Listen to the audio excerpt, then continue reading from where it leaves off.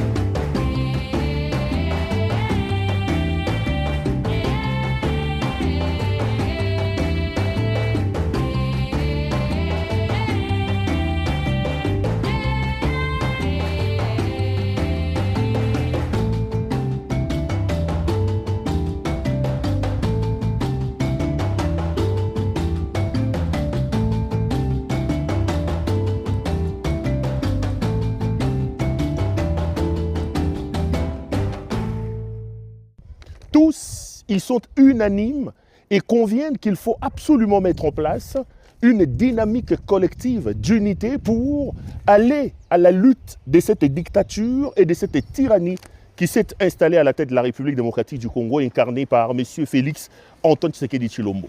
Pour ces assises de 2 jours, plusieurs thèmes seront donc abordés.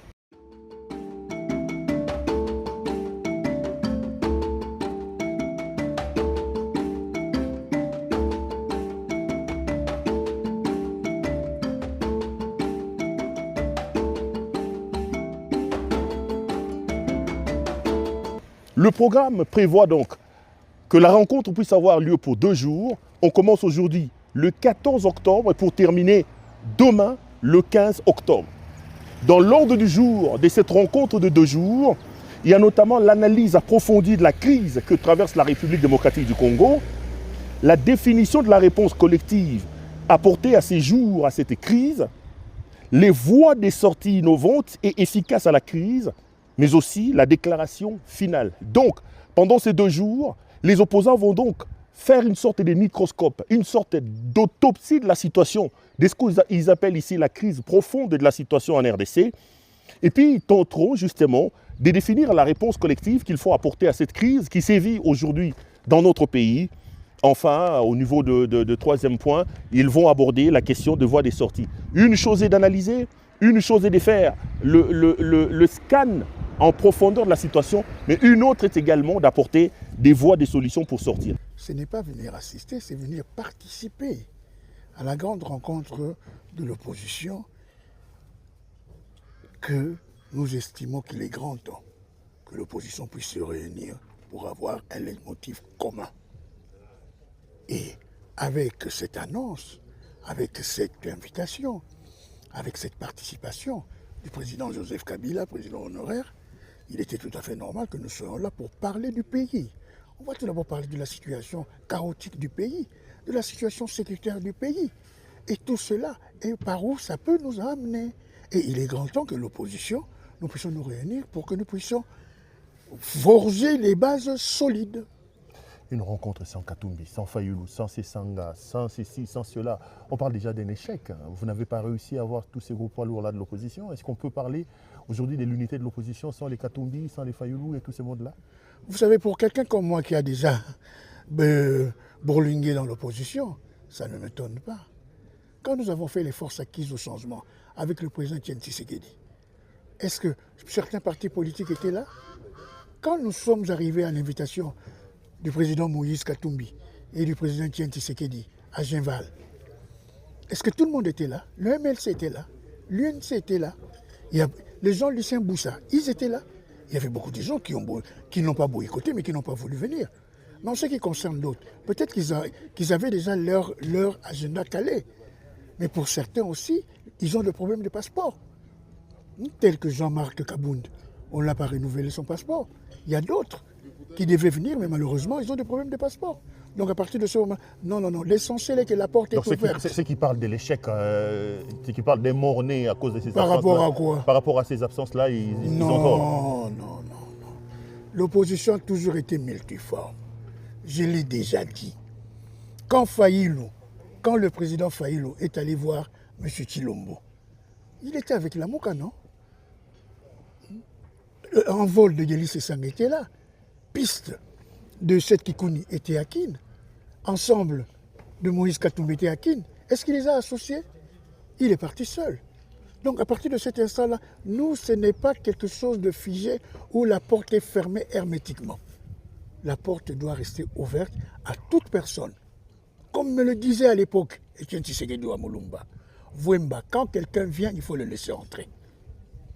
La porte est ouverte. Il n'y a pas un échec, mais quel demi-échec. Avec toutes les personnalités politiques que nous sommes ici, soyons sérieux.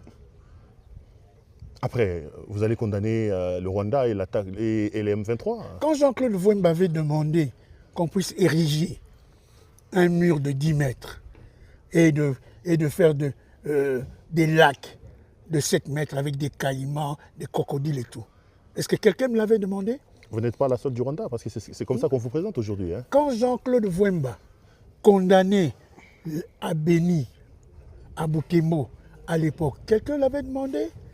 Quand Jean-Claude Vouemba sortait un tweet il n'y a pas longtemps, il ne faudrait pas, comme disait le général de Gaulle, que quelqu'un puisse vous dire ou, criez-en. Mais bon, parlons de M. Chilombo. Il a dit qu'il ne négocierait avec personne, à moins qu'on vienne le dégommer ou le tuer. Ce sont ses propos de Bruxelles, il y a à peine 5 jours. Mais aujourd'hui, ils sont à Doha avec qui? Aujourd'hui, ils sont à Doha avec l'M23, non? Il ne faudrait pas commencer à venir mentir le peuple congolais ainsi.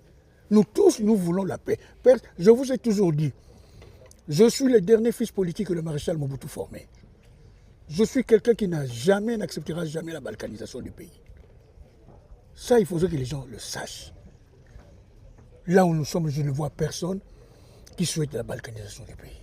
Surtout pas moi, Jean-Claude Vouemba. La déclaration se terminera à coup sûr demain par une déclaration finale. Je voudrais ici d'ailleurs profiter de l'occasion pour vous donner de manière détaillée le programme. Donc aujourd'hui, le 14, les travaux ont été lancés. Il y a eu d'abord la mise en place et l'installation des délégués, l'ouverture officielle des travaux, l'allocution des bienvenus du président des séances. Il y a eu une lecture et adoption de l'ordre du jour, examen des points inscrits à l'ordre du jour. Et puis après, ils sont allés en pause. Le retour de la pause, ils ont donc repris les travaux et un peu tard dans la soirée, on assistera donc à la synthèse de la clôture de la première journée. Pour la journée de demain, le 15 octobre, prévue donc comme journée de clôture, il y a d'abord le matin l'accueil des participants et la reprise des travaux. Et à la suite de l'examen des points inscrits à l'ordre du jour, une pause café.